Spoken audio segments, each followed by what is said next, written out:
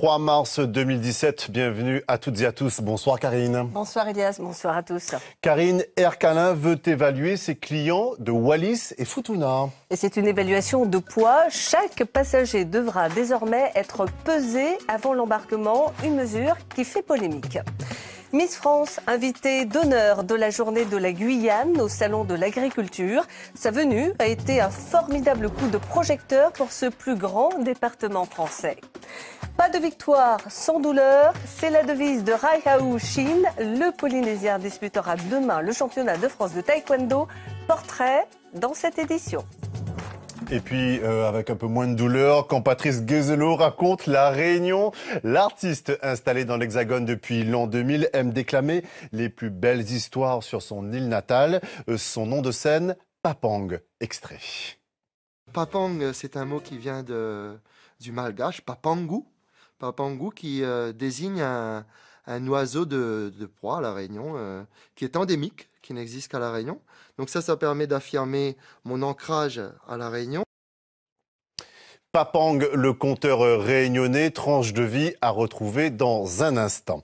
Mais avant toute chose, Karine, cette mesure qui pourrait sembler de prime abord un peu farfelue, mais qui est très sérieuse. À partir d'aujourd'hui, la compagnie Air Calin pèsera ses passagers de Wallis et Futuna. Et le poids ne devient plus une donnée esthétique, mais une mesure de sécurité. Les passagers munis de leur bagage auront une charge maximale à ne pas dépasser, suivant leur sexe et leur âge. Et cette nouvelle campagne de pesée déclenche la colère de nombreux passagers. Nos confrères de Wallis et Futuna première. On ne rigole pas avec la sécurité.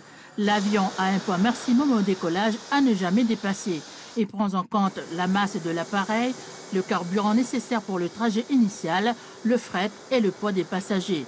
Cette consigne varie en fonction d'une dizaine de paramètres, la longueur de la piste, la densité de l'air, la vitesse et la direction du vent, entre autres.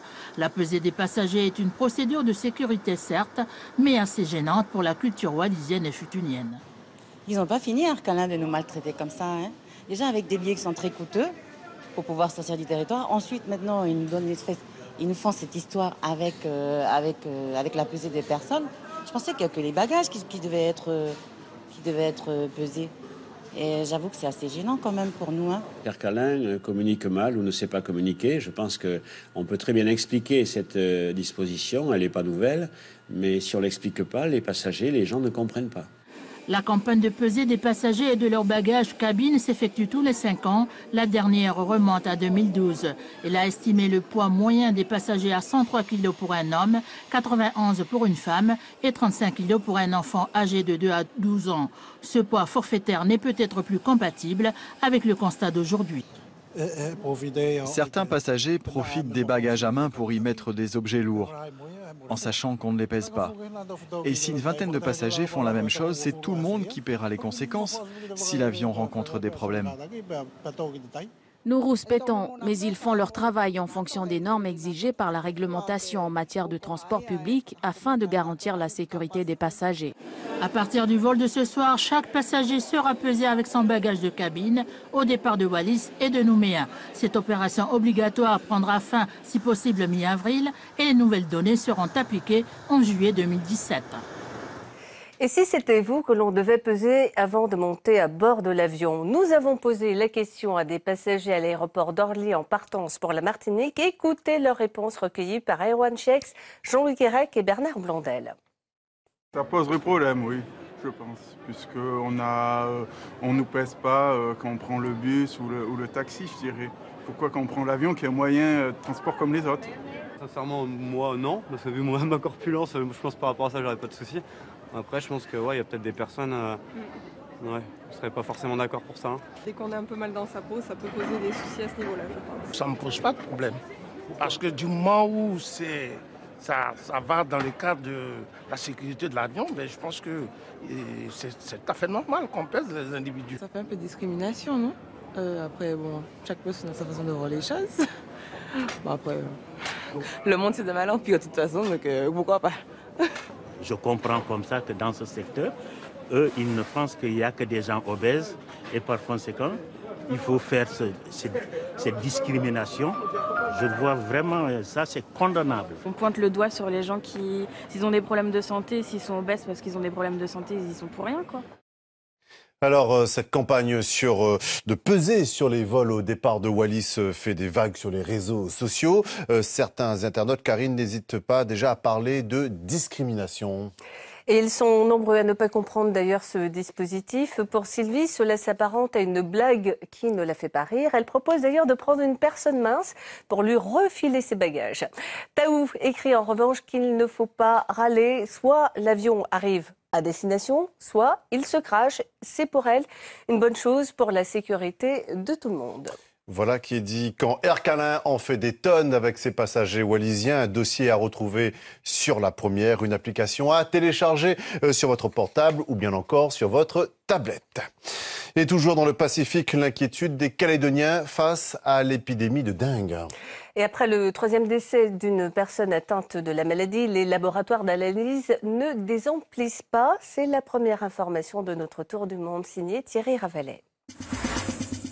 Depuis le début de l'épidémie de dengue déclarée il y a un mois en Nouvelle-Calédonie, les laboratoires d'analyse médicale ne désemplissent pas. Jusqu'à 30 patients par jour viennent procéder à des analyses de sang. Si le taux de plaquettes est très bas, ça nécessite une hospitalisation du patient et à ce moment-là, on contacte par téléphone, je viens de le faire il y a encore 10 minutes, on contacte le médecin qui a prescrit la biologie sanguine. L'épidémie a touché plus de 1000 personnes et a fait 3 victimes. La tempête tropicale Enao est en formation à 900 km au nord de la Réunion. Cette perturbation devrait passer à l'ouest de l'île en milieu de semaine prochaine et apporter de la pluie. Pas de dégradation particulière du temps pour ce week-end. Pas de menace particulière cyclonique pour les 2-3 prochains jours. La Réunion connaît actuellement de fortes chaleurs avec des températures avoisinant les 34 degrés. Pendant que certains se remettent des festivités du carnaval, d'autres s'emploient à nettoyer les rues de Fort-de-France.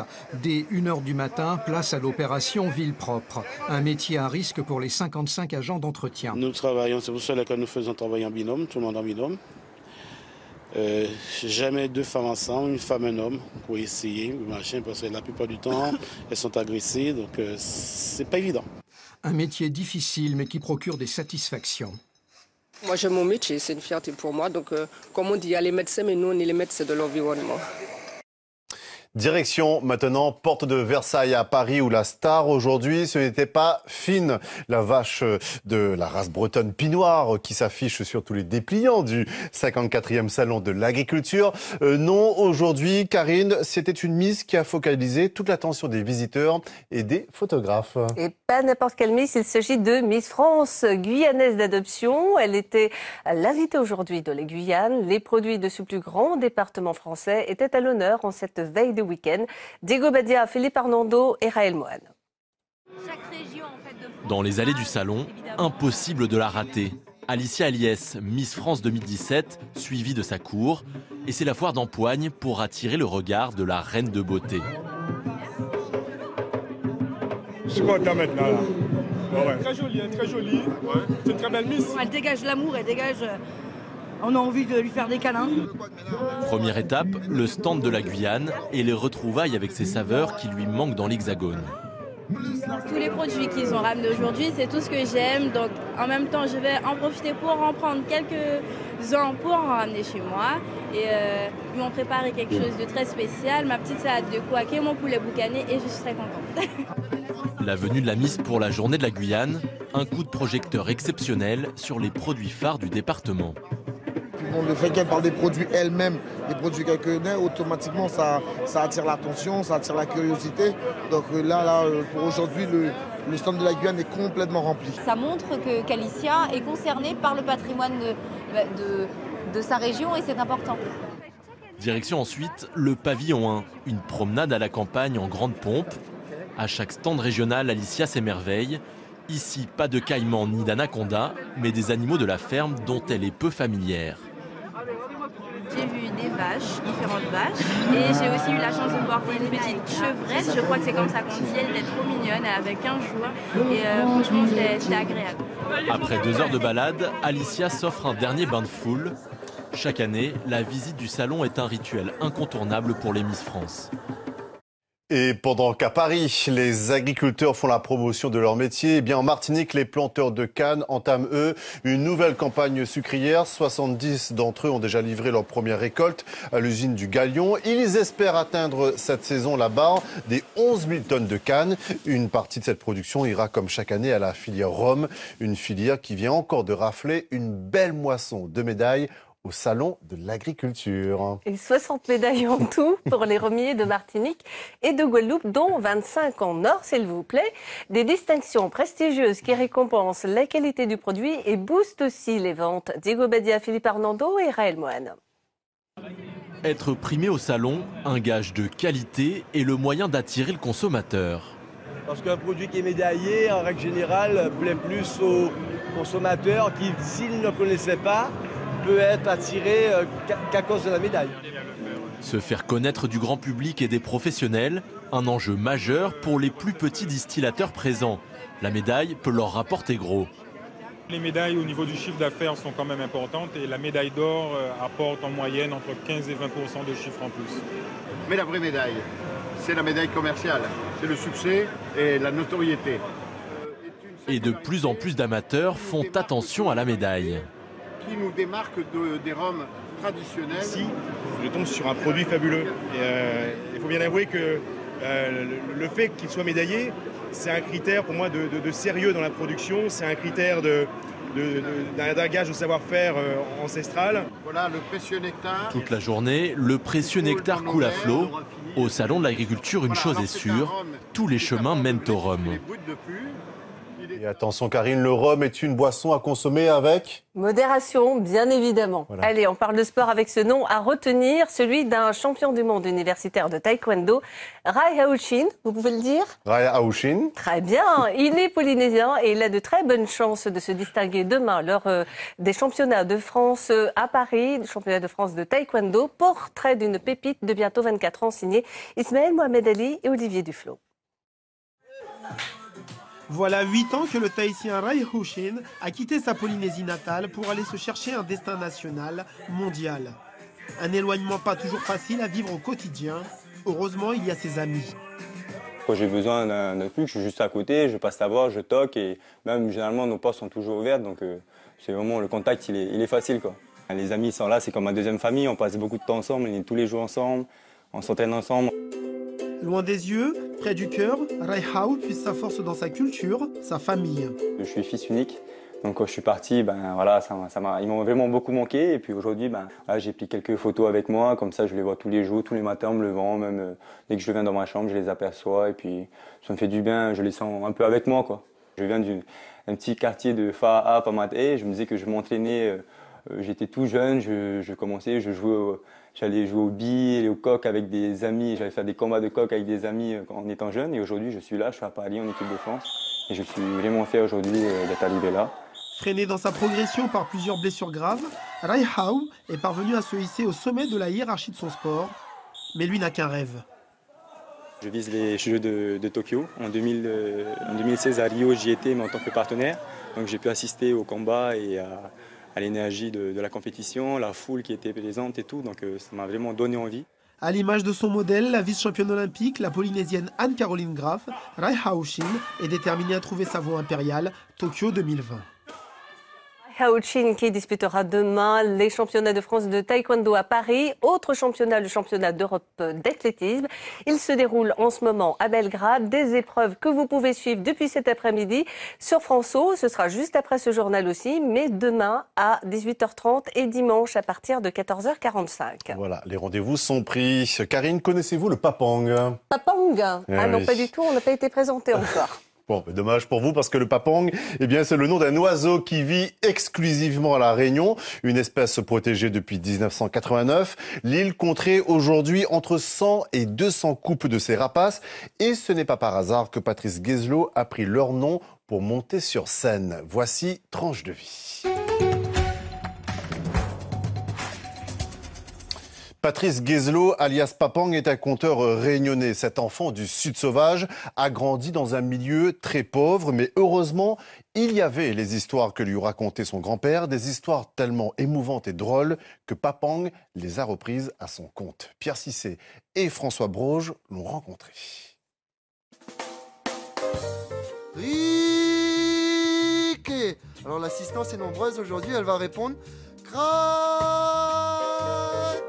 Alors j'entends Tijan par-ci, Tijan par-là. Il était une fois, il était même 2 fois, peut-être 7 fois, un monsieur qui s'appelle Papang, conteur. Mais existe-t-il vraiment ce Tijan? Papang, Patrice Guézello, de son vrai nom sur ses papiers. Eh bien oui, messieurs et dames, la société. Il existe réellement. Papang, c'est un mot qui vient du malgache, papangu. Papangu qui désigne un oiseau de proie à La Réunion, qui est endémique, qui n'existe qu'à La Réunion. Donc ça permet d'affirmer mon ancrage à La Réunion. Le mot papang, qui est un mot qui étymologiquement du coup ne découle pas d'un mot du français ou d'un vieux mot du français qui vient des langues africaines, donc de ces peuples qu'on a déportés, me permet aussi de faire ce lien au-delà de la chaîne qui m'est cher. Patrice choisit Papang comme nom de scène en hommage à son père décédé, car un jour, alors qu'il se recueille sur sa tombe, cet oiseau se manifeste. Et là, au-dessus de la tombe, un papang tournoie. Et aujourd'hui, voilà, c'est là d'où vient ce nom de papang. Les Tijan était un marmaille misère, mais comme une misère, marmaille, si tant tellement misère, il y avait juste la peau de qui dans son main. Je pense que déjà être conteur, c'est déjà raconter des histoires, peut-être même se raconter des histoires, c'est raconter des histoires. Et mon grand-père qui vivait à proximité de la maison, en fait, avait l'habitude comme ça de passer boire son petit coup de sec, comme on dit en créole, son petit verre de rhum. Bon, ma mère me mettait toujours en garde, ne lui en donne pas trop et tout ça, mais moi j'aimais bien parce qu'après son petit coup de sec, les histoires elles démarraient assez rapidement. Et puis un jour, Tijan reçoit la visite de Zana, de Dieu, sous les traits d'un beau jeune homme avec un bel afro. Ces histoires, elles m'ont façonné, elles ont fait naître en moi le désir de résister. Je viens d'une culture qui est minorée, ne serait-ce que si on parle de son inscription dans l'ensemble français. Je viens aussi d'une culture où les liens entre les différents groupes d'individus sont très marqués, comme dans tout peuple d'ailleurs, par l'histoire de l'esclavage, par tout un tas d'histoires. Et je viens du côté de mon père comme du côté de ma mère, donc de famille vraiment très modeste, misère, qui comme nous dit La Réunion, mais voilà, mais tellement pauvre que t'as que, comme on dit en créole, la peau de fesse dans le main, t'as que la peau de tes fesses à... et très tôt, ces gens-là ont été des résistants. Papang est un résistant marqué par le combat mené par un certain Frantz Fanon. Ce qui m'a d'abord touché, c'est le titre de son livre. Peau noire, masque blanc. Moi, on arrive à mettre dans plein de catégories. Mais jamais on me demande ce que moi je ressens, qui je suis. Qu'est-ce que j'ai au plus profond de moi. C'est les autres qui me mettent des étiquettes. Donc effectivement, peau noire, masque blanc. Messieurs et dames, je vous disais au début de cette histoire, Tijan par-ci, Tijan par-là. Eh bien, c'est depuis ce jour-là que Tijan, peuple, hante les contes réunionnais et qui continuera à les hanter bien longtemps après moi. Criquet! Criquet, craquet. Et on dit comment aux Antilles? Yécri, yécra. Bravo. Fin d'info soir. L'actualité se poursuit sur lapremière.fr et france.fr. Dans un instant, donc, ne manquez pas de l'athlétisme avec les championnats d'Europe en salle. Et puis à 20h55, toujours sur France O, votre série policière Meurtre au paradis. Merci. Excellent week-end. On se retrouve lundi. Reposez-vous bien. Ouais, reposez-vous bien. D'accord. À lundi. À lundi. Bon week-end. En forme.